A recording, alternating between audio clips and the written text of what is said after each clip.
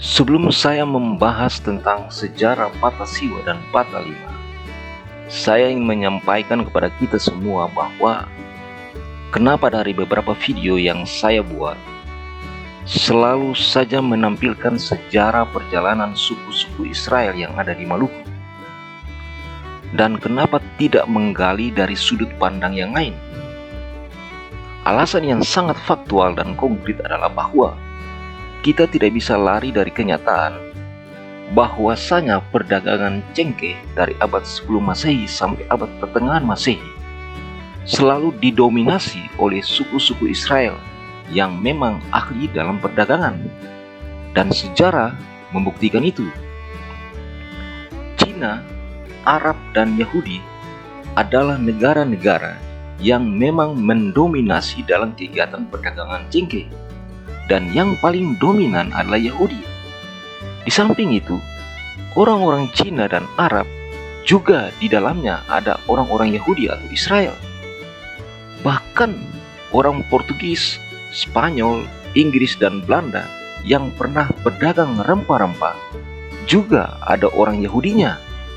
Dan saham terbesar VOC juga dimiliki oleh orang Yahudi. Sederhananya, kita tidak usah alergi saat menyebut orang Yahudi, karena tanpa mereka pun cengkeh tidak mungkin masuk ke benua Eropa pada awal-awal abad Masehi.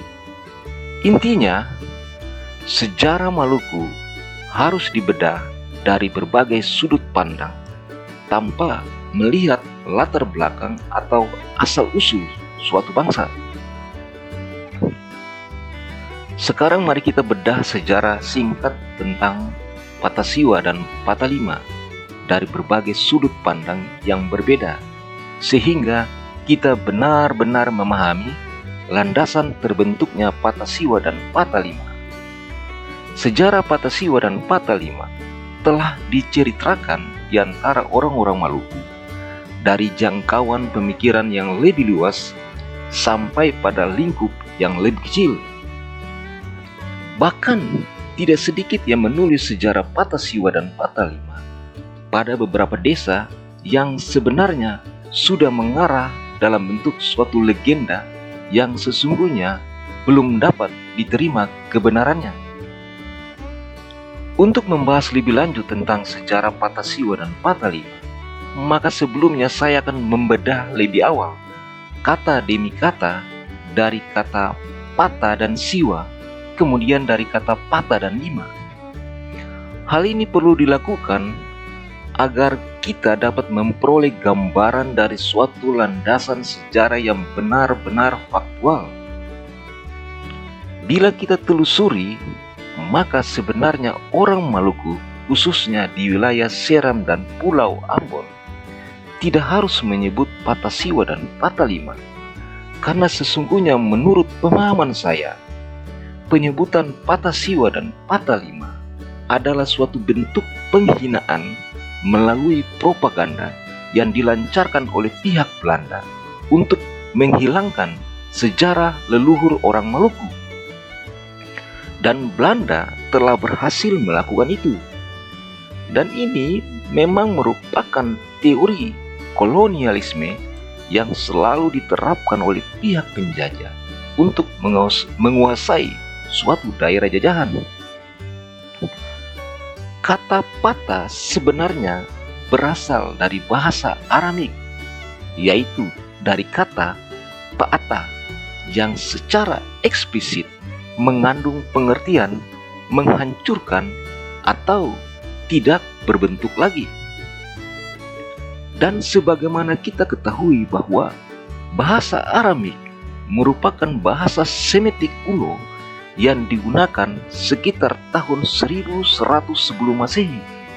Dan dengan demikian, hal ini membuktikan bahwa orang Maluku keberadaannya ternyata sudah ada sejak ribuan tahun sebelum Masehi.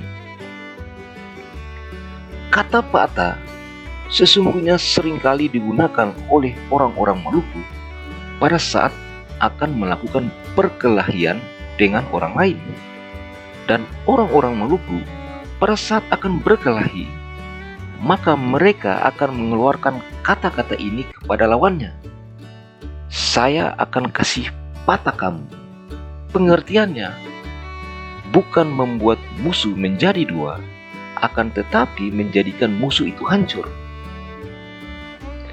Kata patah atau paata bila disandingkan dengan siwa dan lima, maka sudah tentu mengandung pengertian persekutuan siwa dan lima sudah tidak ada lagi, atau persekutuan siwa dan lima sudah hancur. Dan ini sejalan dengan propaganda yang dilancarkan oleh Belanda pada awal abad 16 Masehi, yaitu dengan menghancurkan dua kekuatan ini agar tidak terjadi pergolakan atau pemberontakan. Kemudian bagaimana dengan kata siwa? Kata siwa menurut bahasa orang Maluku pada umumnya berarti 9. Sedangkan kata siwa menurut ajaran Hindu bermakna 9 penguasa. Dan ini sejalan dengan pendapat Denny Prasetyo dalam bukunya Mengenal Kerajaan-Kerajaan Nusantara. Dalam bukunya itu, Denny Prasetyo mengatakan bahwa persekutuan siwa adalah persekutuan 9 bersaudara atau 9 penguasa, sedangkan persekutuan 5 adalah persekutuan 5 bersaudara atau 5 penguasa. Jadi di sini kita dapat katakan bahwa persekutuan siwa dan lima sesungguhnya merupakan tradisi Hindu kuno yang juga diserap oleh orang Maluku sebelum masuknya agama Kristen dan Islam. Dengan demikian, pandangan orang Maluku khususnya di wilayah Seram sampai Kepulauan Lease dengan menyebut pata atau pata siwa dan pata atau pata lima sangatlah tidak tepat, karena ini merupakan bentuk ejekan dari pihak kolonial Belanda untuk mengadu domba dua persekutuan ini agar hancur, sehingga Belanda dengan mudah menguasai secara utuh, dan memang terbukti demikian. Lebih lanjut, masih menurut pandangan Denny Prasetyo, dia tidak pernah mengatakan patah siwa dan patah lima, namun dia menyebutnya dengan uli siwa dan uli lima. Uli adalah persekutuan, jadi sangatlah jelas bahwa uli siwa dan uli lima mengandung pengertian persekutuan 9 penguasa dan persekutuan 5 penguasa. Begitupun dalam literatur Portugis yang bercokol di Maluku selama 1 abad sebelum Belanda. Tidak pernah disebut patah siwa dan patah lima, namun sebaliknya yang disebut adalah uli siwa dan uli lima. Apa yang saya sampaikan ini bukan untuk mendikte siapapun, namun ada baiknya sejarah Maluku harus perlu dikaji ulang sehingga tidak ada kesimpang siuran dalam menanggapi sejarah yang sebenarnya. Khususnya di Maluku Utara, secara umum tidak pernah mereka menyebutkan patah siwa dan patah lima, namun malah sebaliknya mereka menyebutnya dengan uli siwa dan uli lima. Dan ini memang pemahaman yang benar. Lalu bagaimana mungkin pemahaman patah siwa dan patah lima ini bertahan selama berabad-abad, bahkan sampai sekarang tanpa ada penjelasan turun-temurun dari leluhur orang Maluku, khususnya di Seram dan pulau-pulau Lease?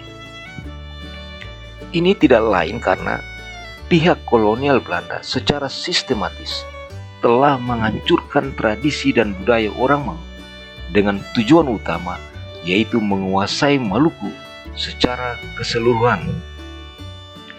Demikian penjelasan saya, dan silakan tinggalkan komentar yang membangun agar kita sama-sama dapat mengetahui sejarah Maluku dengan benar.